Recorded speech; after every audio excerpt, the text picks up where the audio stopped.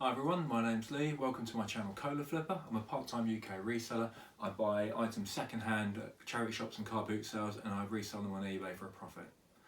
So today we're going to go through my weekend haul from my Saturday car boot sale.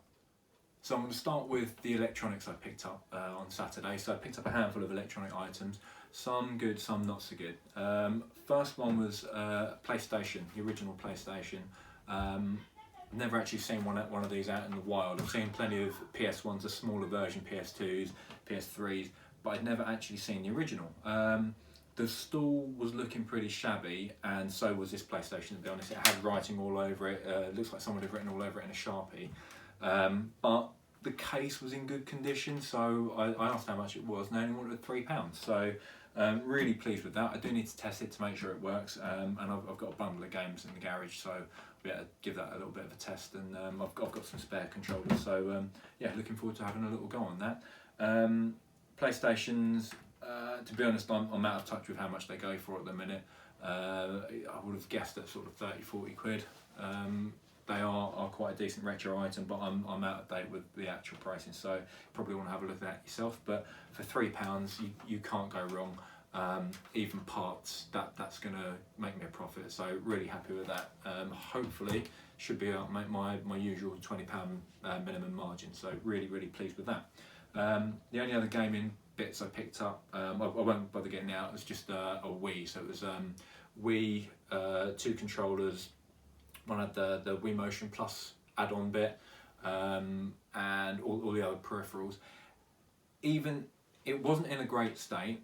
They only wanted a tenner, and I probably overpaid for it. But again, my thoughts are, if that doesn't work, I can strip it out for parts. So selling off the controllers independently, selling off the power supply, I'll still be able to make my money back and a little bit of profit. If everything's working, obviously I'll make a better profit. But with the electronics, I always look at my downside. If it doesn't work, are the parts alone still going to get me my money back?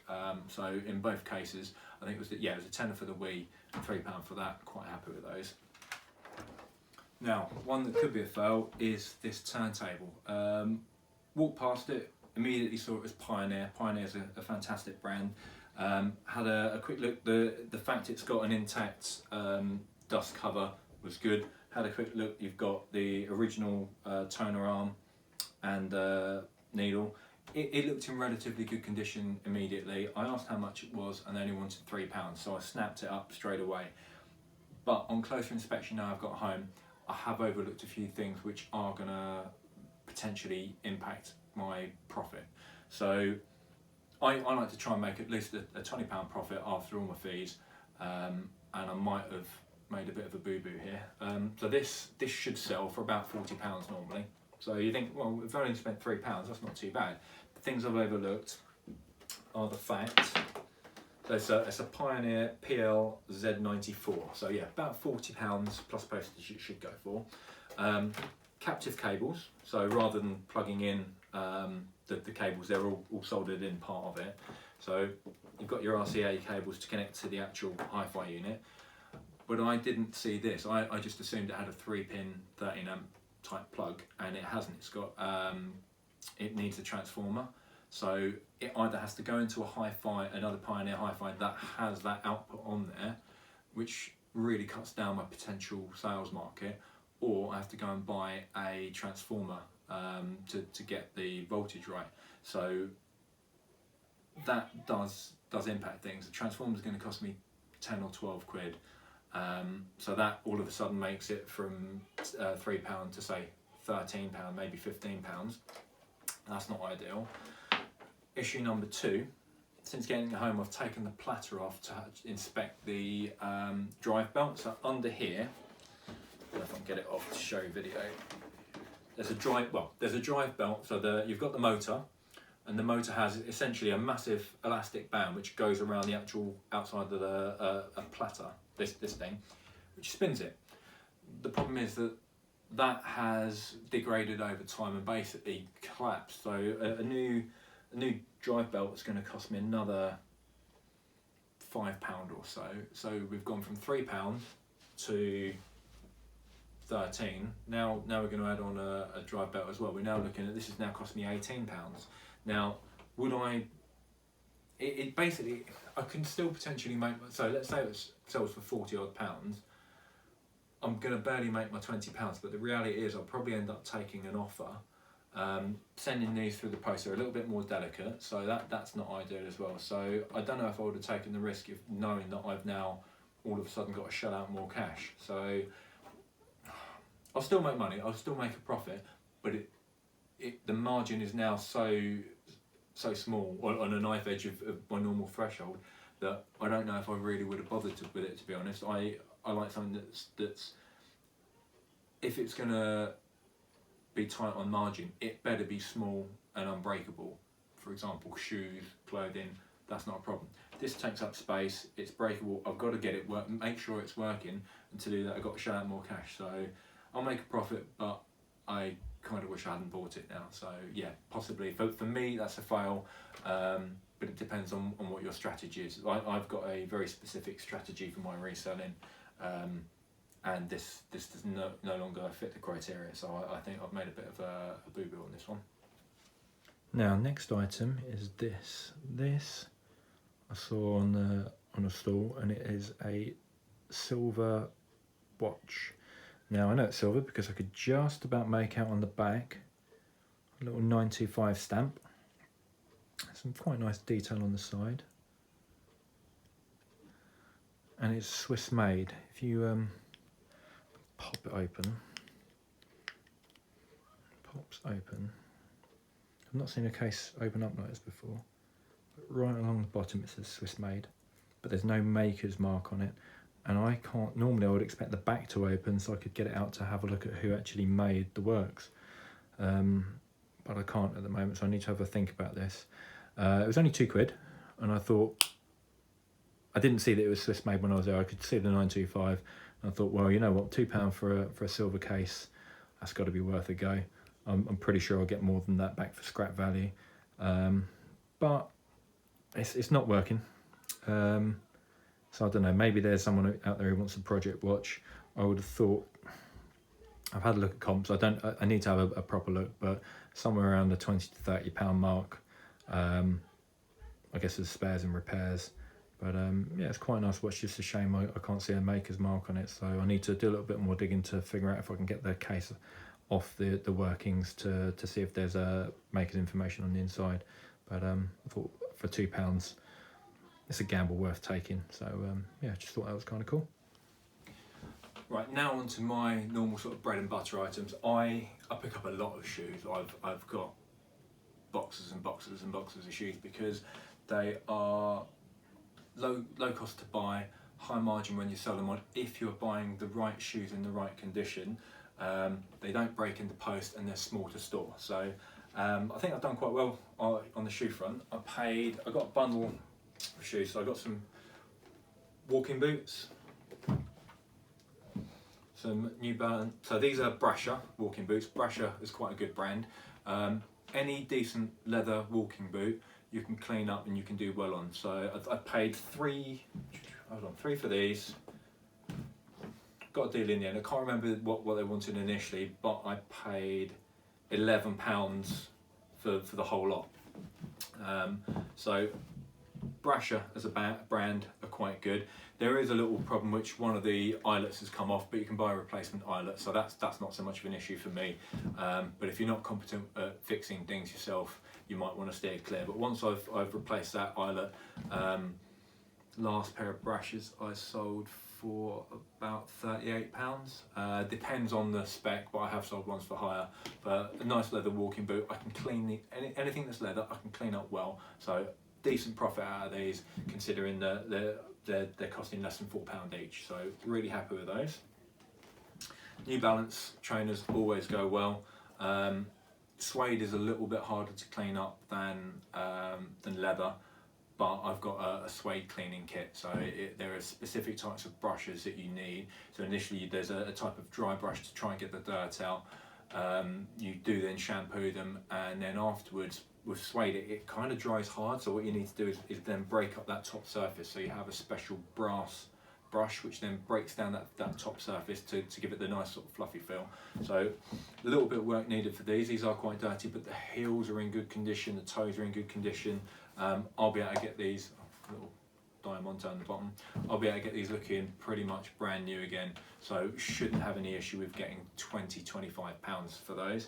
As I've said before, I like to try and make minimum of £20 profit per item, but when it comes to shoes, I can take a little bit less than that because, as I said, they're small to store and they're quick to flip, so no issue with those. So really pleased with those New Balance.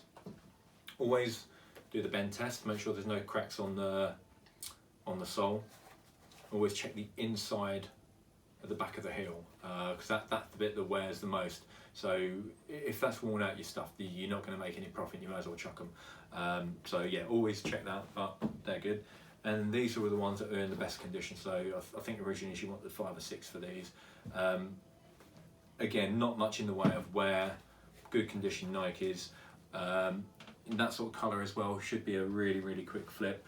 I should be able to command, I'll probably put them up for around 25–26 and I'll take offers, and I usually take, I might hold out a little bit longer on these, but I would have thought I'll still take over £20. So yeah, really, really happy with those.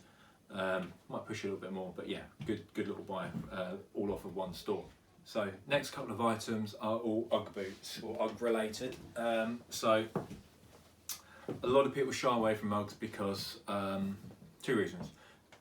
There are a lot of fakes out there, so unless you're comfortable with being able to tell the difference between a genuine UGG boot and a fake one, you could get yourself into a whole world of trouble because you do not want to be selling counterfeit goods. If you're not familiar with them, I would suggest going into a shop and actually having a look at the real ones and familiarising yourself, because that familiarity will give you the confidence when you're buying. Things to remember is real wool is a bit scratchy. If it's nice and soft in there, as in it feels, if it's scratchy, it's real wool. If it's not scratchy, the odds are it's synthetic, and that means it's fake. So as you can see, it's got the sheepskin on the inside and the leather on or the suede on the outside. That is just 2 sides of the same thing. One side is that's the inside of the sheep, that's the outside of the sheep. You should not be able to pull them apart. It's one sheet. If you can pull them apart, that means that you've got a fake, because you've got a piece of sheep fur, wool, bonded to like a suede, faux suede. So always check, can they be pulled apart? Often they will have a hologram on the label, but it depends on how old they are. Older ones may not have the hologram, so but I would say the main thing to do is actually familiarise yourself with real ones. Go into a proper shop, have a look at a few, and just see what they're like. See what how the soles feel and look, and feel the weight of them. Well, the weight of fake ones doesn't feel the same. So there's a few little things, but it's a familiarity that will help you. I picked up a couple of pairs. I haven't made a mistake and got 2 right boots. So I picked up these button ones, and these normal just high Uggs. A lot of people shy away from them as well because they can become misshapen and they stain really easily, but you can clean them up. I use a product called Angelus Easy Clean. I'll show you later on. And I specifically use that on UGG boots, and I find that cleans them up really, really well. I will do an UGG boot cleaning video at some point, but you can take Uggs from an absolutely horrific state to looking pretty much brand new again.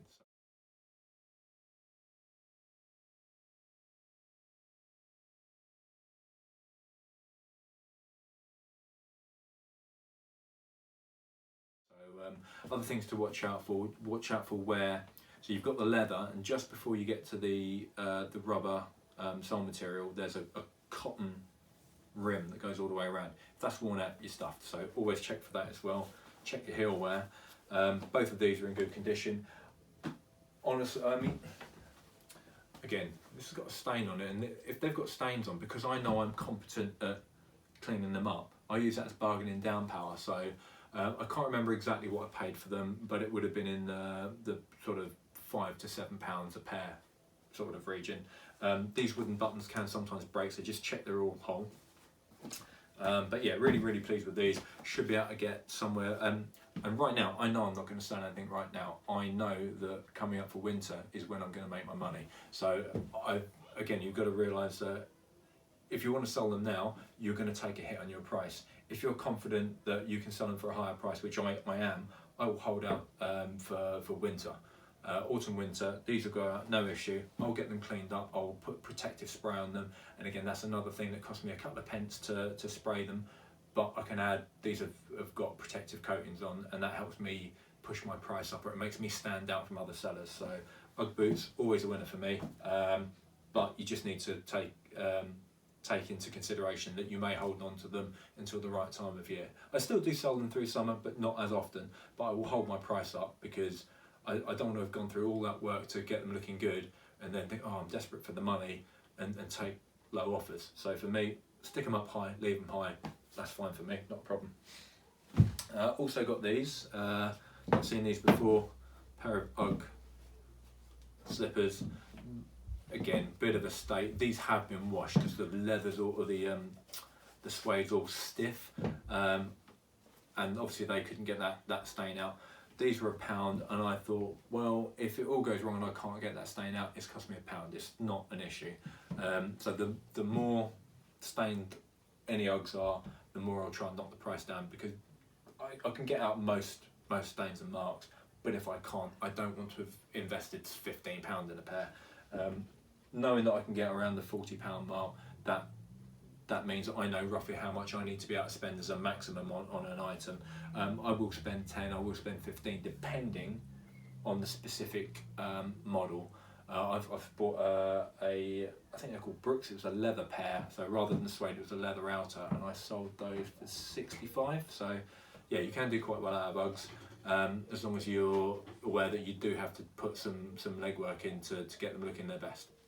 Right, nearly done on shoes. Another type of shoe that I usually try to pick up is sort of specialist shoes. So obviously I've already gone through the hiking boots. Anything that's a specialist shoe, people will tend to pay more for. So hiking boots, people want something quality to go hiking in. Cycling shoes, I've done particularly well out of those. I've never picked up Muddy Fox before, but I've sold Specialized. They're a good cycling brand, and Specialized shoes I've sold quite well. For both people who are road bikers, but also people want them for certain spinning bikes. You can get ones with cleats as well. So these, whilst you can walk on them, they'll have a special toe plate which clips into the actual pedals.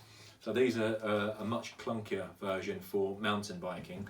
I didn't have a chance to look these up at the car boot sale, and I just went off gut instinct that I've sold Specialized, the brand Specialized cycling shoes for 40 odd quid, and I thought, well, let's see what happens with Muddy Fox. They were a £5, took a punt on them. They do not command anywhere near as much as Specialized. It looks like I'll be able to get around the low 20s, early 20s, but for a £5 outlay, that's still fine by me. And they're in good condition, so need a little bit of a clean up, but I shouldn't have any issue with flipping those quite quickly. Right, these are pretty ugly. These look like some sort of dad uncle shoe type thing, but I picked them up because they are Rockport. Rockport is a good brand. These are full leather and in good condition, so they don't even really need a clean up. I'll probably give them a quick polish, but Rockport is a reasonable brand. Saying that, although if you look at Rockport prices for anything new, it really is quite expensive, but their shoes do not seem to go for an awful lot second hand. But because they're in such good condition, and I only paid £2 for these, yeah, that was fine. £2. If it takes me 6 months, 8 months, a year to sell them, I really don't give a monkeys, because they're small, they're minimum effort and minimum outlay. So really pleased with those. Not really pleased with them. Not really pleased. Right, these I am really pleased with. There was one guy who was selling quite a lot in the way of shoes, and he had quite a lot of smart dress shoe type shoes there. Some in better condition than others, and I noticed these had different coloured laces. Immediately that made me think, right, they're going to be Ted Baker or Paul Smith, and these were Paul Smith. I've mentioned in previous videos, Paul Smith is a fantastic brand, really high quality manufacturer, British. Love it, absolutely love Paul Smith. What is also quite nice is the fact that these are my size, so I'm genuinely tempted to keep these. But what I'll do, I'll come a little closer and I'll show you some of the details on Paul Smith, so you can see the difference between a cheaply made shoe and a more expensive shoe. Right, a little bit closer look. So these are the Paul Smiths. You can see on the sole there, imprinted into the leather, it says Paul Smith, made in Italy, 10, my size, very nice. Now, a couple of little things to keep an eye on. Well, I'll just explain a little bit. So with these ones, these are called an Oxford, these are a Derby style, because you've got these little flaps that your laces go into. They're on the outside, they're sort of added on after. Now, this style, those flaps aren't added on, they're underneath this piece. They go underneath this front cowl. So these are called an Oxford. So that's the difference between an Oxford and a Derby. An Oxford is a more, it's a nicer shoe. In my opinion, it's a more formal shoe. This is slightly more casual. And this has got broguing on the top, and this one's plain. So things to look for on the Paul Smith one, you can see little things, just the little details, like you've got the Paul PS stamped into the side, you've got the Paul Smith stamped into the bottom. Other little things, if you look here, this is just a bonded sole on there. That's just glued on. Whereas these ones, you can see the stitch channeling. So what happens is they basically cut in with a knife, then stitch through that channel, and then the leather's pushed back down. So if you get close, you can see the little stitching there. And then you've also got little brass toe pins which prevent you wearing out the toe as fast. So it's just those little details indicates a higher quality shoe. So as well on the Ted Baker, it's reasonable but nothing fancy. You've got leather heel counter. It's good to have leather heel counter because they wear better than fabric. But the rest of the lining of the shoe, it's all fabric. Whereas with the Ted Baker, leather outer, leather sole, and you've got a leather lining, which means it will last longer. So those little indicators of why it's a higher quality shoe. Reality is these would have cost at least 150 new. Probably closer to about 180 to be honest. And as they happen to be my size, I think these might be staying with me for £9. Yeah, really happy with those. Again, you've got a two-piece heel where a cheaper shoe will just have a piece of solid rubber that goes all the way across. With these, you've got the leather insert and you've got the rubber heel bit. And you can also see again, you've got little brass heel tacks. Little details like that are the difference between a cheaper and a more expensive shoe. So yeah, this is a nice shoe. That'll clean up really nicely, and I think those are going to be keepers for me. So yeah, quite happy with that. One last thing about the Paul Smith. So if I was selling them, I think I'm probably going to keep them. It should be an easy £60. I would probably push for, I'd probably list them for around the £85, maybe even 90, within mind of taking an offer of around £70. I'd be happy with that. But yeah, definitely a brand to keep an eye out for. Last pair of shoes. Did not buy these with the intention of reselling. These are my daughter's size. They're a pair of Heelys, and I thought, oh, that will keep her quiet, or maybe not. They were £3. Turns out they're a little bit on the small side for her. So all of a sudden, I've now got a pair of blooming Heelys I need to sell on. Really good condition. They're barely used, so I'll be able to clean these up and sell them as, they are used. I will list them as used, but they're in absolutely fantastic condition. Looks like in good nick I can get £22 for these, so it's not a fail. Would I have normally picked them up? I don't know, it's the same sort of margin as when I'm looking at the other trainers. So maybe Heelys are something to look out for. So you should, in good condition, if the heels are all ruined where they've been breaking, you're not going to get your 20 odd pounds. But if you can pick them up for a couple of pounds, maybe Heelys are something to keep an eye out for. No idea how quick they sell, but I'm thinking now that it's summer and parents are going to be wanting to take their kids out, maybe that's something to keep in mind. That's it for shoes, we're good on them. When I said we were good on shoes, I lied. Picked up this, it's a like a rolling makeup case. As I said, I sell an awful lot of shoes, and if you're selling shoes, you do need a lot of equipment for cleaning and polishing and whatever else to make the shoes look their best so you can get the best margin. You need to invest a little bit of money in kit, and you don't need to do it in one go. So obviously you want some stuff that you can use for cleaning, but you will need to get some polishes, brushes, etc, etc. And I was finding it was spreading out all over the place. So I've been keeping an eye out for one of these little cases for a while, because I thought it would be nice to have all my shoe cleaning gear in one place. So I picked this up. There's a little ding in the side. Doesn't bother me, this is just staying in the garage, and I paid £7 for it. So basically it's a roller, like a suitcase on wheels with a handle, but it all comes to pieces. So inside, shoe creams, shoe polishes, brushes, more shoe creams and polishes, loads of other paraphernalia. It's a bit of a mess, but the reality is it's going to be a working tool for me, so I don't care if it's in a bit of a state. Got my brushes, all my shoe polishing brushes. In here got a little suede kit. I mentioned the suede kit earlier. So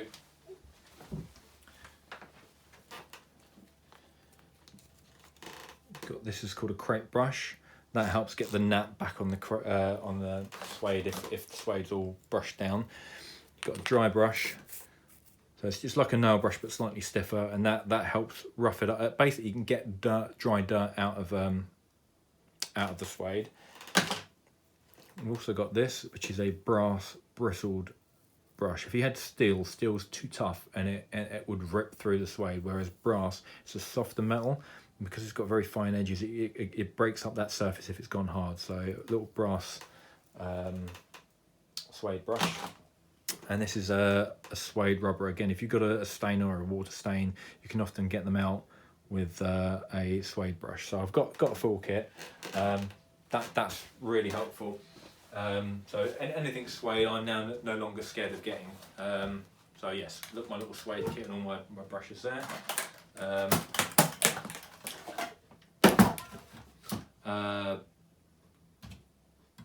Anti-back, which I spray inside shoes. I've got shoe goo, which is a very strong flexible adhesive.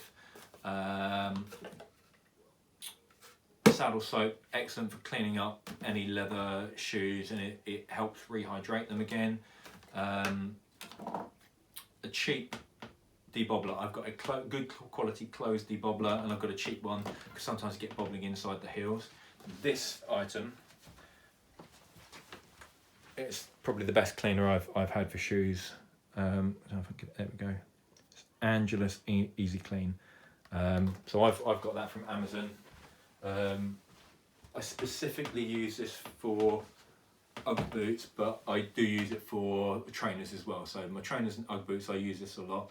I sometimes use, there's another two brands that I use, but it just depends on which one of the three that I can get the cheapest at the time. So when I start running low on this, which I will, I'll either look for getting exactly the same again. There's, I can't think of the other two brands now. Reshoevn8r, and there's another one. Those are something Markks. They're the three that I use, and whichever one's on the best deal for the biggest volume for the lowest money, I'll use. All of them are excellent at cleaning up trainers and UGG boots. So yeah, really, really good. And what else have we got? Polishing bits and pieces, acetone, leather rehydration stuff. I've got black and brown edge dressing. This will stain your hands, it will stain anything, so it's good for going around the edge of a shoe. Nits for oil, again for rehydrating leather. An absolute shed load of spare heels. So I don't want to have to go to a shoe repair shop to get the stuff fixed if I can do it myself. There are things that I can't fix, but if I can do it myself initially, I would prefer to do so because it's more money in my pocket. So, but really pleased with this as a pickup because it means that I can get all my shoe paraphernalia all stored in one place, and as you can see, I have an awful lot of shoe cleaning equipment. So it's just nice now that I can actually get it all in one place. I can roll that into the garage when I'm not using it, but when I am using it, drag it out and I've got everything I need. So for £7, for me, brilliant investment. I'm going to try and hammer through the rest of the items quite quickly because my last haul video was coming up for an hour long, so a little bit longer than I really intended. So yeah, I like trying to explain why I'm making decisions and what I'm using, but obviously I want people to actually watch them and not fall asleep. So yeah, I'm going to try and speed things up a little bit. This was a good little buy. This is by a company called Bieber. Let me quickly show you. So that is the Bieber logo. You can see, I don't know if you get the angle right. There's Bieber. Now, Bieber's a British brand that's been selling for many years. I've done quite well out of Bieber over the last year or so. Sold a really nice sort of champagne coloured Bieber dress, sort of fishtail, and it was like a prom dress type thing. Sold that for £45. I paid 15, and I sold a big Bieber handbag, so about that sort of size. Black leather. The other one was in again very good condition.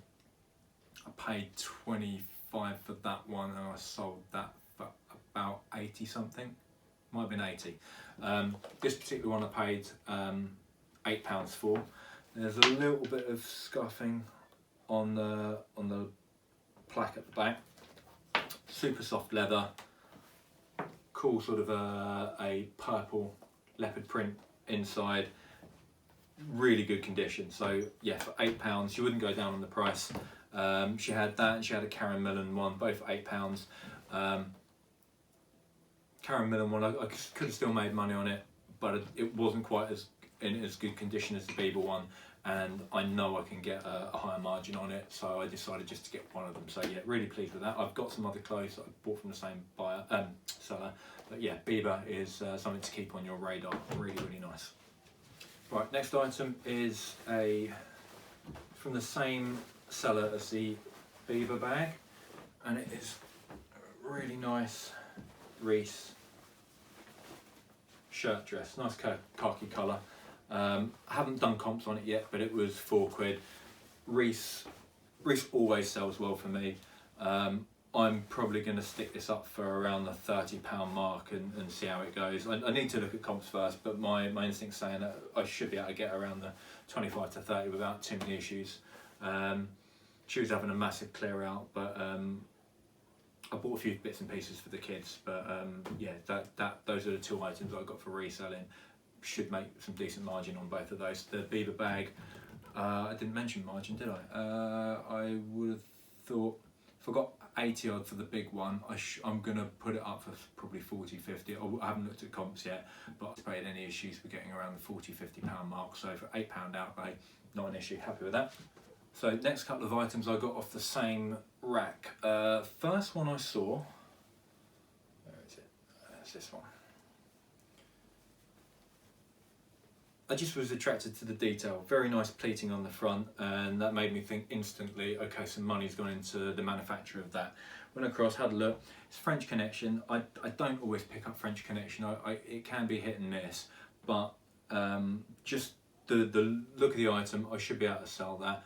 Went over and asked how much it was, and they wanted £1. As soon as they said £1, I'm looking right through the rest of that rail. So £1 out for French Connection. It's not the highest margin, but I'll be able to sell that for around the 15, maybe £20 mark. I'll probably price it up 20 with offers, but I should be able to achieve 15 on that. So a little bit less than I would normally go for, but I was looking at it as a whole. If I picked up 4 items for £4, and if I can then sell them on for 15 each, it doesn't. The math does make sense then. If it was lots of different sporadic type items, a bit of a pain. But when I work in like a production line, so I'll go and I'll blast out for 2 hours. I'll just do all photos. If I'm doing 2 or 3 photos, it takes so long to set up. It's not economic with my time. If I sit there for 2 hours and I smash through photos, I get it down to a fine art, and I can bang through them quickly, and it minimises my time per item, which increases my profit per hour. So if I can get lots of similar items, I don't mind getting less than my aim of my £20. So next on there, a nice Ted Baker top. Again, no marks or stains. Always check the pits. If anything that's light, always check the front. Make sure there are no stains on it. But yeah, Ted Baker, nice top. Should be able to achieve similar. Well, probably a little bit more. I'm going to put this probably up for about 25 and see where we go. But again, it's cost me £1. It's a small item. I don't care if that sits here for a year. Really don't. So I'm happy with that. Another one I picked up because I quite like the detail on it. I think this was, is it silk? I don't know, it feels nice. What have we got?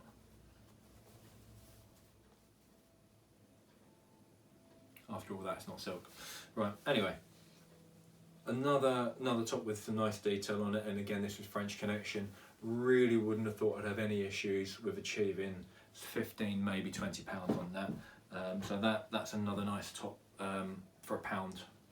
Very pleased with that. And then we've got a mint velvet vest. So this one is, you've got this sort of sheer type layer on top and a grey underneath. And again, that was £1. Mint velvet. Always do well with mint velvet. Brand new, that would have cost over £50. So I shouldn't have any issue with achieving around the sort of 18, maybe £20 mark on that. Really pleased there. Different stall. Nice Ted Baker tank, and that was £2. So again, I'll probably put that up for around 25. It's small, mate. I'll probably take 15, or I might even take 12 on that. But it's yeah, nice little top that. So very pleased with that little pickup there. So we've got 5 items there. 4 of them cost £1 each, and the last one cost £2, and they're all decent brands. Should do well out of that little package. Now, got a lovely Karen Millen dress. Love Karen Millen. Quality wise, they're always really well made. This is a UK, is it 8 or a 10? UK 8, so it's a size that should be okay. I've always found Karen Millen stuff is well made and it sells quickly if you price it right. I tend to get in the region of £35–40 for a Karen Millen dress of this sort of style. Depending on the style, they'll sell quicker or slower, or at certain times of the year. But yeah, really pleased with that. I think that's a lovely dress. And for £8, can't go wrong. The seller wanted 10, I offered 7, we settled on 8. And I think that was quite reasonable. I've paid up to 15 for a Karen Millen dress before, and I can still make margin. So yeah, happy with paying sort of 7 or 8 at a car boot sale. Really pleased. So definitely one to keep an eye out for. And gents, don't be scared about buying ladies' clothing to sell. I do get some funny looks in charity shops and car boot sales. I don't give a monkeys. It's about the margin. Yeah, you might have to come up with some random excuse why you're buying it, but I don't know. I've never really been asked about it. So yeah, gents, do not be scared about buying ladies' clothing, because there is a good margin in it. Now, next couple of items I got for a couple of girls in their, I'd say their early 20s. and they had quite a lot of sort of fashionable type shoes, but the shoes weren't that anything I would normally pick up. I didn't think there was much in the way of margin for me, but their clothing rack had some really decent brands on there. There was quite a lot of Hugo Boss. There's quite a bit of Ralph Lauren, and looking through, I know what's real and what's not, and everything in there was genuine. But a few things stood out to me, and it wasn't the cheapest stall, but I picked out these ones because I don't know, I thought there was probably the most margin in them. So we've got a nice Hugo Boss orange sort of field coat, I guess it is. So it's got that sort of waxed look. It's not actually a wax jacket, but again, always check you've got the buttons there. All the poppers are there. This one's a decent size, sort of a medium. So actually it would fit me, but I've already got like a barber style jacket anyway. But I think they wanted 15 for this one. And the other one item they had that I took a shine to was this, and that is it's a red label. It's a Hugo Boss jumper, and that's a wool jumper, a virgin wool. As you can see, I quite like a bit of a random pattern. I quite took a shine to this because it's in my size and I quite like it. So I think she wanted 5 for the jumper, 15 for the coat. Did a little bit of thinking, and I offered them 15 for the lot. We settled on 17. I've tried this on now. I'm keeping that. Really like that. So yeah, maybe I need to stop buying stuff for myself. But yeah, it's quite a nice jumper, that one. So pleased with that. The coat. Yeah, so initially she wanted 15, we settled on 17 for the pair. I should be able to get in the region of 50 to 70 pounds for a Hugo Boss. I tend to get that for Ralph Lauren jackets, so Hugo Boss should be a similar ballpark. Boss Orange is slightly low on within their range. Most of the fashion brands will have different levels. As you go up the level range, the quality does go up, so does the prestige, but the pricing also goes up. So I might just repeat myself there, but anyway, so this is one of the lower brands within Hugo Boss, but it will still sell well. So yeah, somewhere between 50 and 70, probably stick up for around the £80 mark and take offers on that. But I've got no problem with buying coats. Buying coats now in summer out of season is great because I'm getting good prices. In winter, when everyone's buying coats, that's when I'll be raking in the money. So I've literally got boxes and boxes and boxes of coats. So yeah, really pleased with that. So yeah, nice little pickup. So keep an eye out for your Hugo Boss. Right, on to my last two items, and we've got a nice Betty Jackson Black Label coat. Again, if coats are on the floor, I don't tend to look at them. This was on a rack, and I noticed the sort of the collar detail. As soon as I saw that, I thought, right, that looks interesting. A little bit of design's gone into that. Let's take a closer look. I don't even know if Betty Jackson is still a functioning company anymore, but they're a reasonable brand.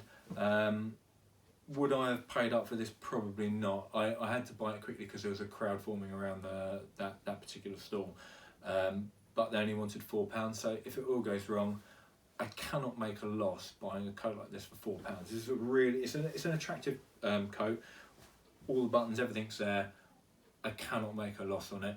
Will I definitely make my £20? I don't know. I cannot imagine. Similar coats I've sold of good quality, similar materials, around the sort of £35 to £45 mark at least. So I will probably pitch this around the 50 with a mind of taking 30-35 quid. A £4 outlay, that easily hits my minimum £20 margin. So yeah, really happy with that. So that's Betty Jackson Black Label. Can't tell you whether it's great or not because I really don't know comparables wise. So but yeah, definitely something to think about. Last item of the day is a MA1 style crew jacket. Now, I wasn't 100% sure whether I should pick this up or not, and I thought back to something that Markk had done. He'd bought some sort of Star Trek related crew jacket, and he put that up high. And this one, the reason I picked this up, it's Panavision. They make cameras and lenses for movies. So I don't know whether this is a genuine crew jacket, but it's not the sort of thing where I think that who would make a Panavision jacket. So my thoughts are it's probably some sort of crew jacket of some kind, or a rep jacket. I wasn't 100% sure whether I should pick it up or not. I asked how much it was and they wanted £2, and I thought for a coat in good condition, £2, I cannot go wrong on it. If it is a crew jacket, that sort of stuff where it's been owned by people on a movie set, can command a higher price. Now obviously with Zahir's one, it was something to do with Star Trek, and you're going to have people who are Trekkies. I don't think I'm going to have the same sort of thing with Panavision, but it's in good condition. It's only cost me £2. I cannot possibly make a loss. I haven't looked at comps yet. I literally have no idea how much this will go for, but I wouldn't have thought I'll be able to. I really genuinely should be able to make my minimum of my £20 margin, considering it's only cost me £2. So whilst I've gone in slightly blind on that one, I can't make a loss. With a £2 outlay, it's a punt worth taking. So I've had a few people commenting about they like my strategy, and I think that's something to definitely keep in mind as a reseller, is you should have some form of strategy. If you just go buying yoink yoink yoink, get this, get that, not thinking about how much you're spending, what you're going to sell it for, is there a market for it, what sort of margins are you going to make, you can get yourself into a bit of a muddle. When I first started this, I was picking up anything that I thought I can make some money on that, and I ended up with a house and garage full of tat, in the process of getting rid of the lower margin stuff, because it was either I could make profit, but it was too big and bulky for the effort. I was making mistakes on sometimes things were damaged, and I didn't really have an overall strategy. Now I've realised that in my area I've got no problem with picking up high quality items. They're never ending. I just happen to be either I've got I think I've got a good eye for it, but I'm a details man. I see details and I can pick up on little tells. So definitely have a strategy going in. For me, now I know I can get good high quality items around here. I don't buy anything unless I can make it can hit my strategy, which is typically, can it make £20 margin after fees. I will pick up stuff outside of that if it hits other sort of criteria. Is it small? Can I flip it quickly? I don't mind putting work into something if I know that it's going to make me more margin. So I've got no problem with cleaning shoes and fixing bits and pieces. But I have clearly made a mistake with that the turntable. That turntable, yeah, I spent £3 on it, but to get that working, I'm going to have to invest another 15 or so. Would I have picked it up if it was going to be £18? Probably not. The PlayStation, however, because of its age, because of its following, at £3, even if that's broken, spares and repairs, I would have thought I should be able to get about 20 quid back. So taking a punt, not an issue. And don't be scared of taking a little bit of a gamble, but you have to weigh up that gamble against how much profit can I make, how much space is it going to take up, how long is it going to be in my house for. So there's a lot to think about, and the more you do this and the more you watch other reselling videos, the more it all builds into your mind of, okay, this is a strategy I want to make. This strategy does not work for everyone. I do this specifically because I've got a normal day job which pays for my mortgage and bills and what have you. I don't have a lot of money left over. This is the money, any money left over went into this. I built up a pot. The profit was then reinvested into this stuff. So I haven't really made a huge amount out of reselling, but I've got thousands of pounds worth of stock now, lots and lots of stock. So the profit is now kicking in, and I can sit back and relax now, and I don't, because I'm not reliant on this money like hand to mouth on a day-to-day basis, I now literally do not care how long it takes to sell, because it is all profit from now on. Everything is profit. So you need to work out what strategy works for you. This will not work for everyone. This works for me because I'm not reliant on it. I'm not hand to mouth. So yeah, you may need to go for lower margins, but you need to work. It genuinely makes a difference having a strategy, because if you just go in willy-nilly, you can get yourself into trouble. So I've just gone on about that for far too long. Hopefully this has been an interesting video. Hopefully it's also been useful. If you've got any questions, pop them in the comments, and please give it a thumbs up. It helps me get more people viewing this, and please subscribe. I've just got over the 500 subscribers mark, so I've gone up, I think it was the YouTube stats are showing in 28 days I've gone up 420 subscribers. So yeah, it's been absolutely ridiculous, and I'm really pleased at how many positive comments I've had from people about knowing what I'm talking about, which is quite nice. So yeah, please smash the thumbs up button, and please subscribe if you haven't already. And if you've got any questions or anything you'd like to say, pop it in the comments, and I'll see you next time. So my name's Lee, and thank you for watching me on Kola Flipper. Take care.